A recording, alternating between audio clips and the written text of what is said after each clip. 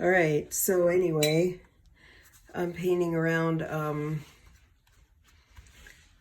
around these shapes. Okay.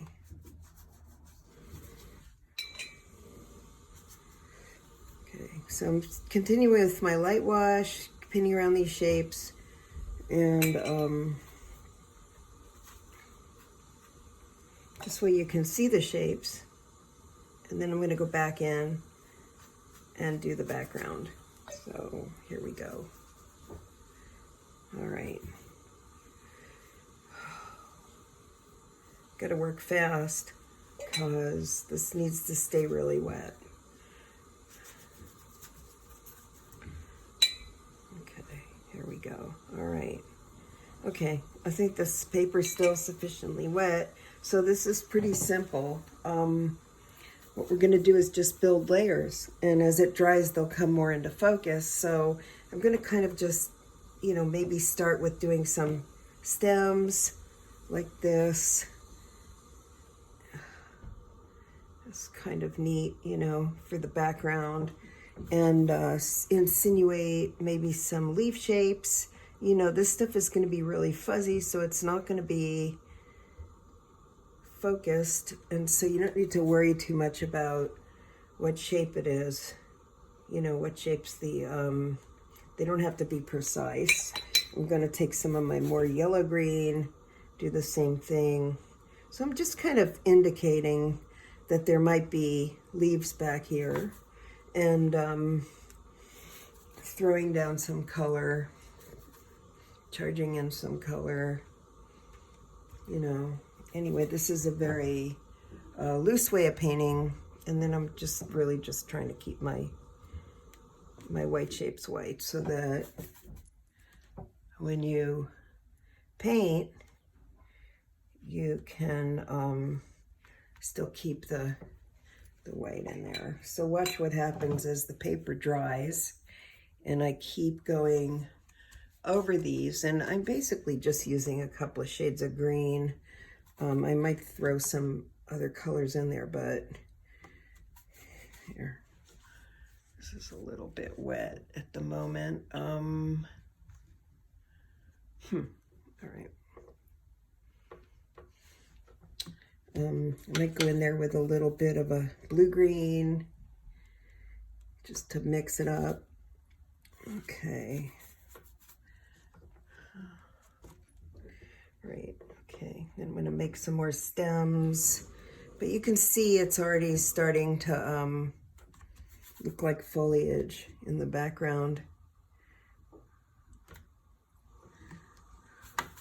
Okay.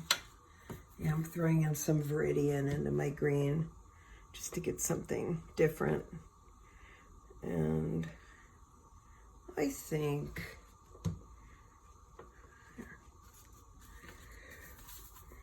that's good. Okay. All right.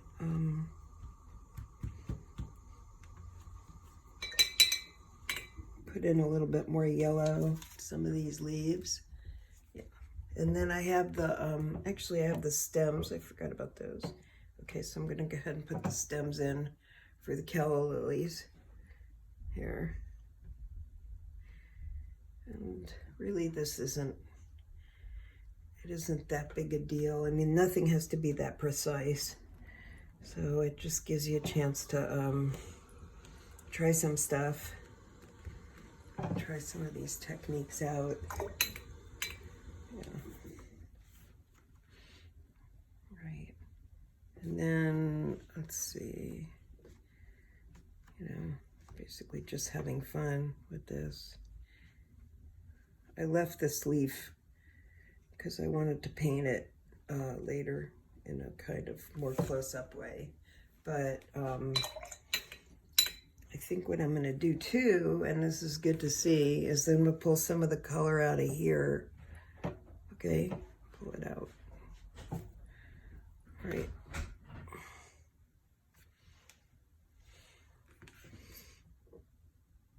All right. Okay. you know, and then you can always like wait for it to dry a little bit and, you know, paint around this, see? And as it dries, maybe I'll hit it with a hairdryer a little bit. As it dries, it's going to become more...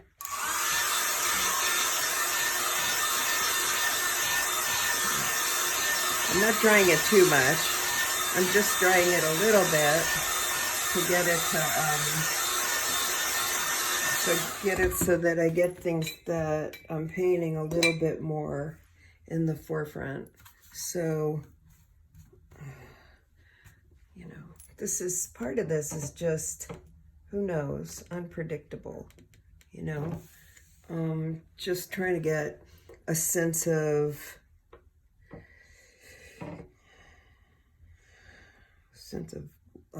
leaves and flowers and stuff in the background. So anyway, here, I left this space up here. I'm gonna go ahead and get that in. Okay, all right. Okay, I think that's it. You know, that's kind of what I wanted to show you. And if you keep painting into this, well, I'll do it a little bit more minutes. Keep painting into this. You get a little bit more of a build-up.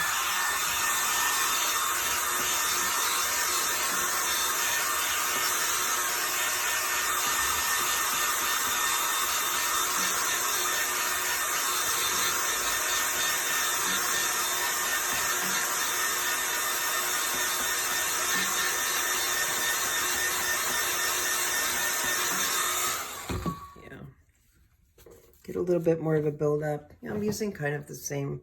I'm only using 3 shades of green, but you can see, you know, as the paper dries, that you can get, you know, things that are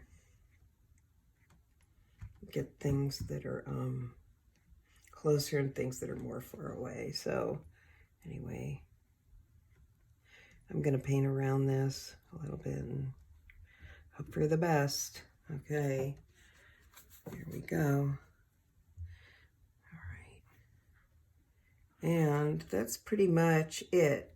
So it's totally unpredictable. I mean, some of it's predictable, but, you know, you're going to get what you get. And this just is a fun exercise on how to combine these techniques.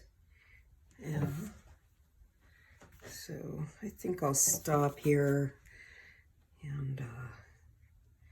you know, maybe work on let this dry and work on the flowers. And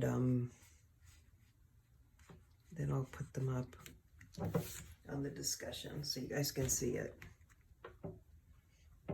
Okay.